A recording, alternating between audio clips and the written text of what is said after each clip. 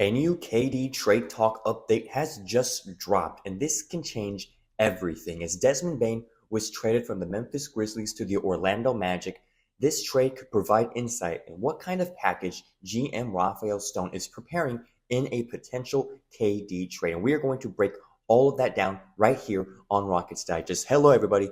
I am your host, Donovan Ragono. It is great to be here on this Monday morning. And let's get straight into things here today. As many of you guys have heard, the first blockbuster trade of the NBA offseason just occurred with Desmond Bane being traded to the Orlando Magic. And it was a pretty hefty trade, which we'll get to in just a second. But a lot of people have been asking the question, right? How does this affect the trade for Kevin Durant? Does it do that at all? What kind of insights can we grab from this trade? Obviously, this would involve a comparison between Desmond Bane and Kevin Durant. As we know, Kevin Durant trade talks have been heating up. It's been crazy, all these updates that are coming in with the Spurs being labeled as favorites once, the Rockets being labeled as favorites, the Timberwolves being labeled as a favorite, the Heat being a dark horse and potentially grabbing the former two-time NBA Finals MVP. And so there's a lot of teams in this mix and a lot of things happening in all of those discussions. But what I want to bring forth right now is the new update that we just received from NBA Central, not Centel, so we know this is 100% real. But it says this. This was released just this morning. A Kevin Durant trade is not expected to involve as many picks as the Grizzlies received for Desmond Bane, per Tim Bontemps. And that is pretty insightful considering, the types of trade packages that have been thrown around on the internet, the trade packages that we have even talked about right here on this channel. So I want to go more into depth of a Tim Bontemps quote from ESPN. He says, quote, "In speaking with several sources Sunday in the wake of the Bane deal, the universal belief is that any draft packages going to Phoenix in a Durant deal likely won't surpass the haul of draft picks coming to Memphis for Bane, who hasn't yet made an all-star team," end quote. And I find this to be very, very interesting from an NBA perspective, because as many of us know, Kevin Durant, one of the best players in the NBA. Any trade involving him, you would assume would be hefty. And for the trade that we saw yesterday with Desmond Bane, that was also hefty as well. And so when I see this report saying that the amount of first round picks or the amount of draft picks would not match or would not go past that of the Desmond Bane deal, is very, very insightful. And it's very interesting because it brings into question one of the main things that we've been talking about in these KD trade talks, which is KD's age. Now, I want to go and take a look at the stats, right? You have 26 points per game for Kevin Durant, has 6 rebounds, 4 assists, shooting 52% from the field, 43% from three. And if you look at Desmond Bane, those numbers are in fact less, right? 19 points per game, 6 rebounds per game, 5.3 assists, 48% from the field, and 39% from three-point range. And that just tells me, of course, that the age factor in these trade talks and what packages are going to look like this offseason are very dependent on the age of these young NBA stars. And, of course, Kevin Durant. Kevin Durant will be 37 by the start of next season. Desmond Bane will be 27. So there's a 10-year difference between these two players. And, trying to use math to kind of figure out what those deals could possibly look like is very, very interesting in terms of what that KD trade. Now, you're probably asking yourself, what was that Desmond Bane trade looking like, or what did it look like? Well, let's go and see what that, in fact, did look like. So the Magic receive Desmond Bane, and in return, the Grizzlies are receiving Kentavious Caldwell-Pope, a good, solid NBA veteran, a former champion in 2020 with the Lakers. There's Cole Anthony, the former North Carolina Tar Heel, who has shown some potential as a player.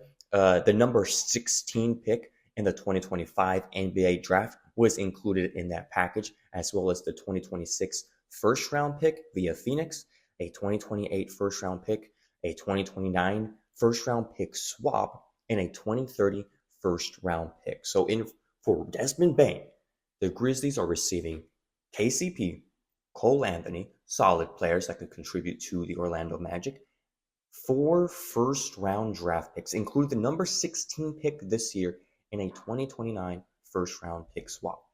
And looking at that, looking at this, and then looking at the report of the trade for KD would not involve as many first round picks is very, very telling, right? Because then you start to wonder, okay, now what would that package look like for the Houston Rockets in a potential trade for KD?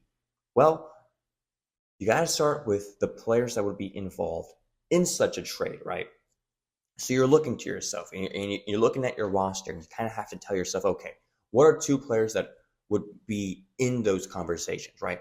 And now we've thrown a lot of names, right? There's been Jabari Smith Jr. that has been in that. There has been Jalen Green that's been in that. There has been Cam Whitmore and Reed Shepard that have been involved in those trade discussions. And so you're starting to look at 2 to 3 players that would be involved in that sort of scenario.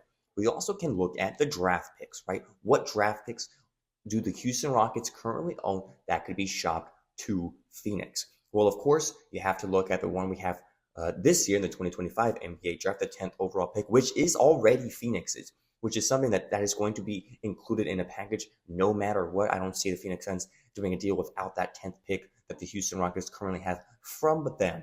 But let's take a look at what that looks like. And this is a very tiny font here. So I'm going to do my best to try to look at this and kind of see what exactly it all looks like. But in 2025, you have the 60th pick, or is that 2026? That's 2025. You have the 60th pick via OKC.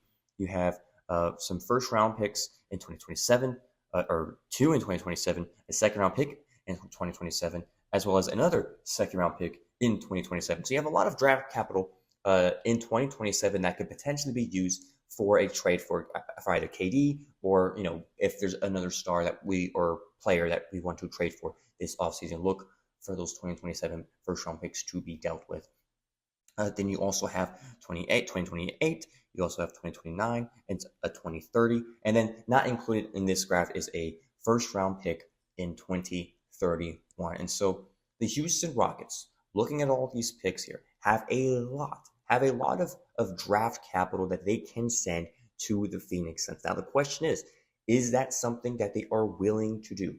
Is that something that they are willing to do in exchange for 3 years for Kevin Durant? As we've known, as I broke down just yesterday, KD, one of his preferred trade destinations are the Houston Rockets, along with the Miami Heat and along with the San Antonio Spurs.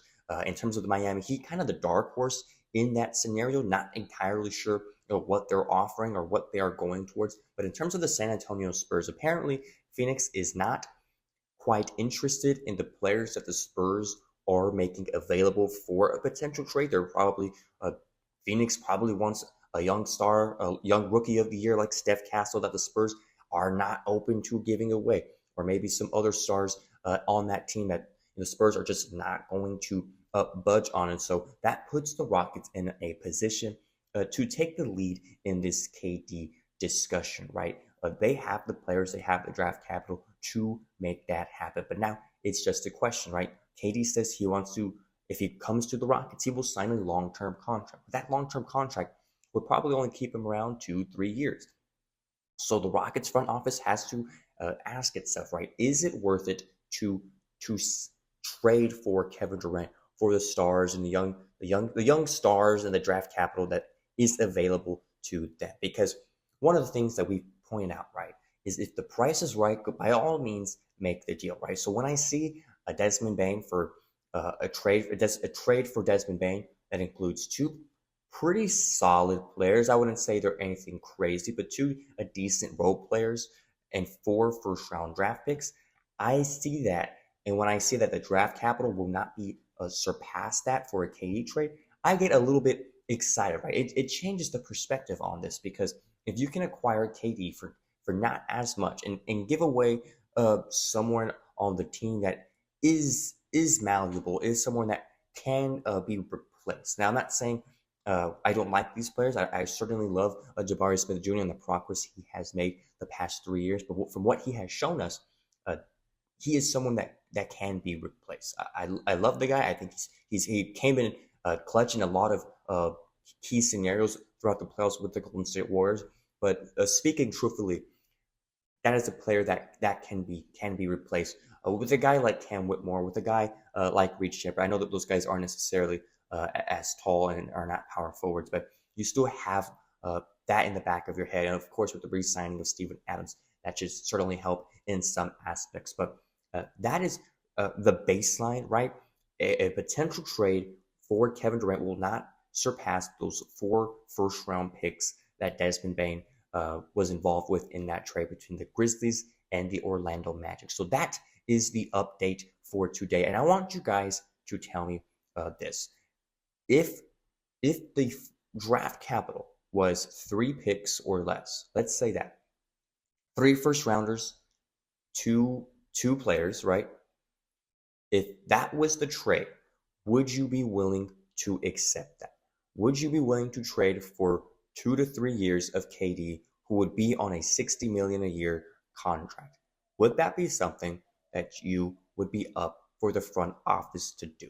Let me know in the comments. And as always, if you have not subscribed already, hit that subscribe button below. We are covering all things Houston Rockets on this channel throughout the entire offseason. Things are just starting to heat up. We have draft day coming up, and so it is going to be very exciting what the Houston Rockets decide to do in terms of that. And so I have been your host, Donovan Regondo.